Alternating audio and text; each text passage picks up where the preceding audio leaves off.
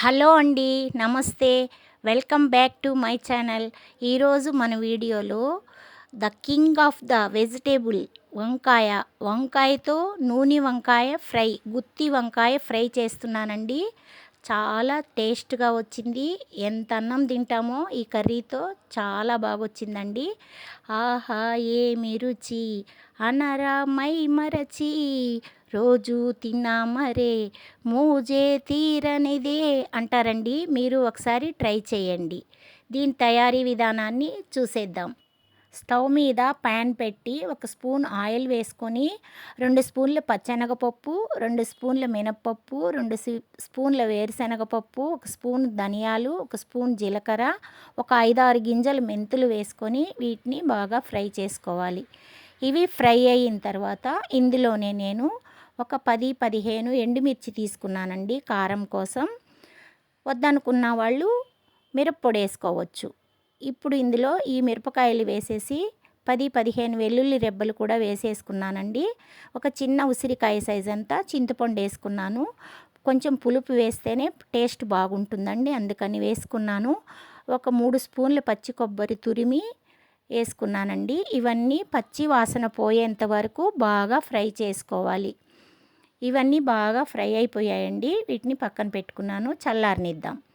ఇప్పుడు నేను వంకాయలు ఒక 1/2 కేజీ తీసుకున్నానండి. వీటిలో ఉప్పు వేసుకొని బాగా వాష్ చేసుకున్నానండి. లేత వంకాయలు చాలా బాగున్నాయి. తెల్ల వంకాయలు కాదు, నల్ల వంకాయలు కాదు, 2 మిక్స్ అయి ఉండే వంకాయలు. ఈ వంకాయలతో కర్రీ సూపర్ టేస్ట్గా వస్తుందండి, చాలా బాగా వస్తుంది. ఇప్పుడు మనము చల్లారిపోయాయండి పప్పులన్నీ. వీటిని మిక్సీలో వేసుకొని మిక్సీ పట్టుకుందాం. 1 స్పూను ఉప్పు, కొంచెం పసుపు, 1 స్పూన్ పసుపు వేసుకొని దీన్ని పేస్ట్ లాగా మిక్సీ పట్టుకొని పక్కన పెట్టుకున్నామండి.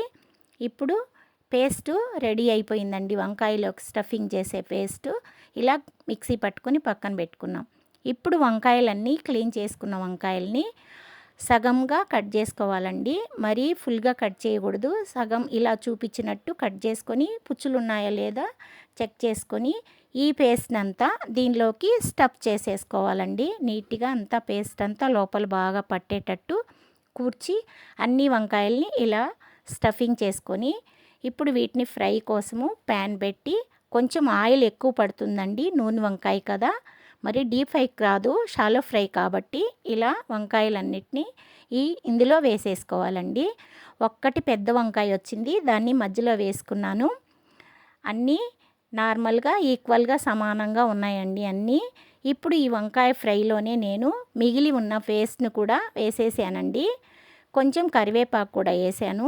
ఈ ఫ్రైలో కరివేపాకు ఇలా వేగితే మంచి స్మెల్ తోటి కర్రీ బాగొస్తుందండి ఫ్రై. ఇప్పుడు ఒక పక్క మీడియం ఫ్లేమ్లో ఫ్రై చేసుకున్నాం కాబట్టి మూత పెట్టి ఒక పక్కని తిప్పుకుంటున్నామండి. చిన్నగా కదుపుకుంటూ ఒక పక్క అన్నీ తిప్పేసుకోవాలండి. తిప్పేసుకున్న తర్వాత ఈ మూత పెట్టి మళ్ళీ ఇంకొక పక్క కూడా బాగా మగ్గేంత వరకు వీటిని బాగా మగ్గించుకోవాలండి. ఇప్పుడు అన్నీ మీడియం ఫ్లేమ్లోనే ఒక 5 మినిట్స్ మగ్గాయండి బాగా. చూడండి బాగా మగ్గిపోయాయి. ఇప్పుడు పేస్ట్ పెట్టుకున్న దాంట్లో కొంచెం వాటర్ వేసుకొని ఆ వాటర్ని కలిపేసుకొని ఈ వంకాయలో పోసేసుకుంటే కొంచెం వంకాయ ఉడకపోయినా ఈ వాటర్ తోటి వంకాయలు బాగా ఉడికిపోతాయండి. అందుకని ఎక్కువ పోసుకోకూడదు, ముద్దు ముద్దు అయిపోతాయి. కొంచెం వాటర్ పోసుకున్నానండి. ఇలా కదుపుకుంటూ ఒక మూత పెట్టేసి ఒక 5 మినిట్స్ అలాగే మీడియం ఫ్లేమ్లో ఉడికిచ్చేసుకున్నానండి. చూసారా వాటర్ అంతా ఇంకిపోయి ఆయిల్ పైకి వచ్చేసిందండి. గుమ్మగుమ్మల వాసన వస్తుందండి. నేను కొంచెం జీడిపప్పు ఫ్రై చేసుకున్న పేస్ట్ ఉన్నిందండి, అది వేసుకున్నాను. అన్నంలో కలుపుకొని తింటే చాలా టేస్ట్గా వస్తుంది. వద్దనుకున్న వాళ్ళు స్కిప్ చేసుకోవచ్చండి. ఇప్పుడు నోరూరించే గుత్తి వంకాయ కూర రెడీ అయిపోయిందండి. వేడి వేడి అన్నంలోకి ఈ కూర చాలా బాగుంటుందండి. సైడ్ డిష్గా అయినా వాడుకోవచ్చు, లేదా అన్నం అయినా కలుపుకొని తినొచ్చండి. నేనైతే అన్నంలో కలుపుకొని తిన్నాను, చాలా బాగొచ్చింది. మీరు ఒకసారి ట్రై చేయండి, నోరు ఊరిపోతుందండి.